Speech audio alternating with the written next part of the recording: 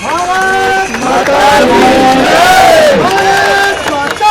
जय, भारत माता की जय, वंदे मातरम, वंदे मातरम, मातरम मातरम, वंदे मातरम, मातरम मातरम, वंदे मातरम, माता की जय, भारत माता की जय, वंदे मातरम, वंदे मातरम, मातरम मातरम, वंदे मातरम, भारत माता की जय, भारत माता की जय।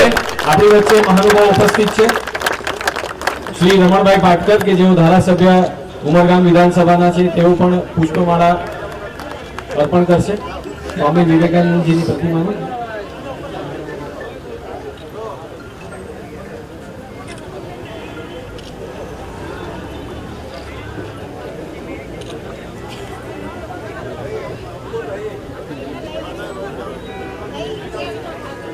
भारत माता की जय, भारत माता की जय, वंदे मातरम, वंदे मातरम, भारत माता की। श्री केसी पटेल साहेब एमने भी स्वागत है।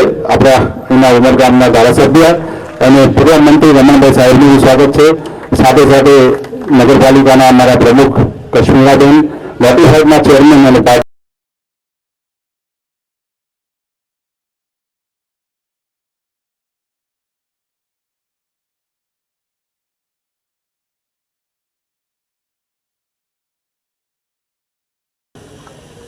श्री रामकृष्ण परमहंस અને માં સૌદામણી દેવીની યાદ કરવી જ જોઈએ, કેમ કે નરેન્દ્રભાઈ વિવેકાનંદજીનું સંપૂર્ણ ઘડતર, એમની બધી જિજ્ઞાસાઓ, એમનો બધો આવેશ કે એમની જે સિદ્ધિઓ થઈ છે એમાં એમનો ફાળો અમૂલ્ય છે। એટલે સ્વામી રામકૃષ્ણ પરમહંસને પણ યાદ કરવું। આપણે સૌ જાણીએ છીએ કે સ્વામી વિવેકાનંદજીનું પૂર્વ નામ શું હતું? નરેન્દ્ર હતું।